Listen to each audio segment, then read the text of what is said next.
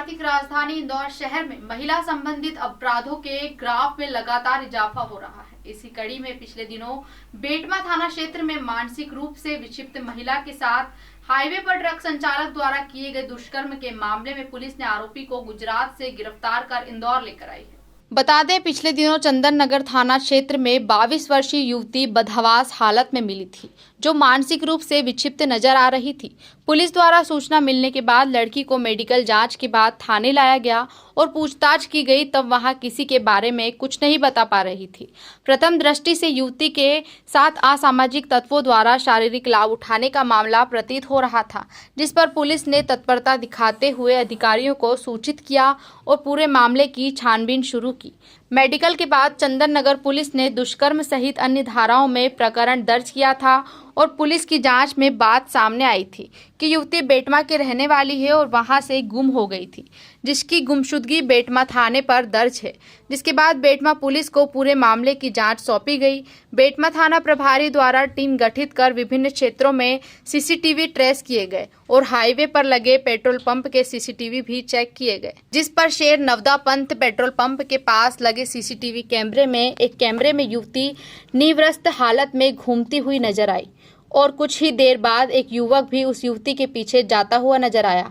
जिसके बाद पुलिस ने बारीकी से जांच करते हुए उस युवक का पता किया तो युवक का नाम विजय गुप्ता निवासी जौनपुर का रहने वाला सामने आया, जो कि ड्राइवरी का काम करता था और अपना ट्रक गुजरात की ओर ले जाता हुआ दिखाई दिया, जिसे पुलिस द्वारा उदयपुर के नजदीक गिरफ्तार कर बेटमा थाने लाया गया और सख्ती से पूछताछ की गई तो उसे पूरा जुर्म कबूल कर लिया और बताया कि उसने युवती का मानसिक रोगी होने के चलते फायदा उठाया, इसके साथ दुष्कर्म की घटना को अंजाम दिया है।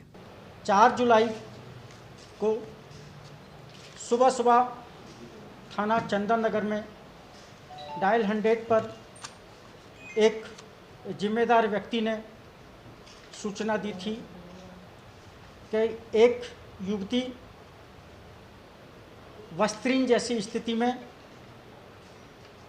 नावदा पंथ की तरफ रोड पर जा रही है और मेरे द्वारा उसको टी शर्ट पहनाई गई है। सबसे पहले मैं उस जिम्मेदार व्यक्ति जिसने इतनी संवेदनशीलता और मानवीयता दर्शाई, उसको मध्य प्रदेश पुलिस जिला इंदौर की तरफ से धन्यवाद ज्ञापित करता हूं। सूचना मिलते ही थाना प्रभारी चंदन नगर महिला बल के साथ मौके पर पहुंचे। उस युवती को, जिसके कपड़े अस्त व्यस्त थे, कपड़े उपलब्ध कराकर थाना चंदन नगर पर लेकर आए और उससे उसका नाम पता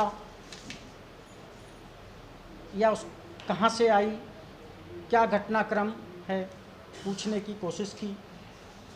लगातार कई घंटों की पूछताछ के बाद भी वो अपने साथ हुई किसी भी घटना की जानकारी देने में असमर्थ रही।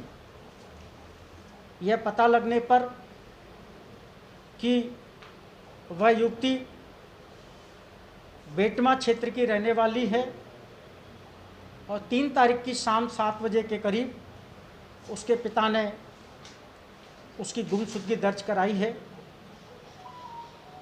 युवती के पिता ने थाना बेटमा पर जब उसकी गुमशुदगी दर्ज कराई थी तब ये बताया था कि तत्समय उसकी पुत्री की मानसिक स्थिति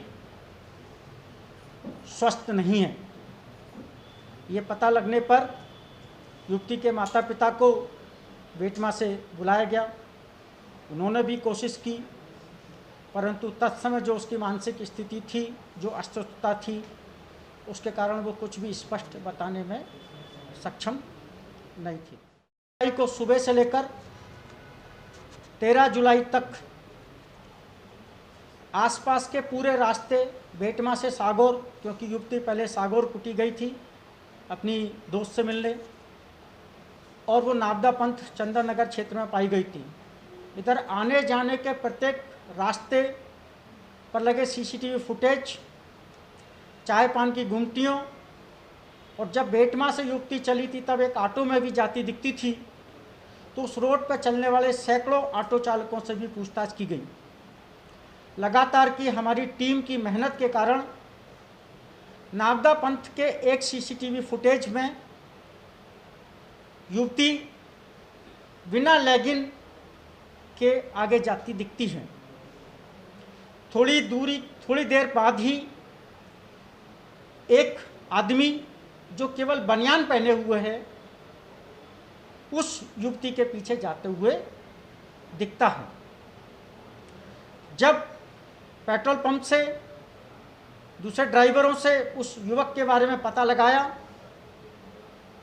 तो उसका नाम विजय गुप्ता सन ऑफ फूलचंद गुप्ता, उम्र लगभग 24 वर्ष, मूल निवासी जौनपुर उत्तर प्रदेश का होना पता लगा। जिसके बारे में पता लगाया वर्तमान में कहें तो गुजरात तरफ वो ट्रक लेकर जाना पता लगा।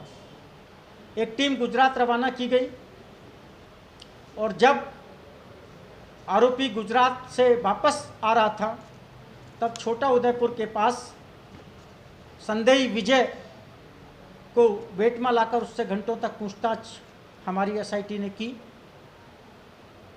प्रथम उसने इनकार किया, जब उसको जो हमारे पास वैज्ञानिक साक्ष्य उपलब्ध थे, जो अकाट्य साक्ष्य थे, उनको देखकर वो टूटा और उसने स्वीकार किया।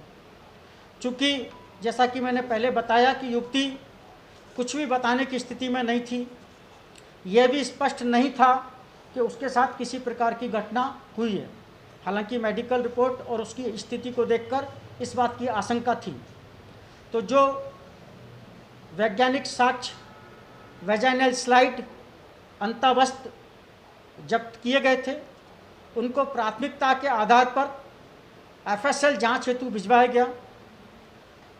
संयुक्त संचालक एफएसएल राउ से अनुरोध कर 2 दिन के अंदर उसकी जांच रिपोर्ट प्राप्त की गई।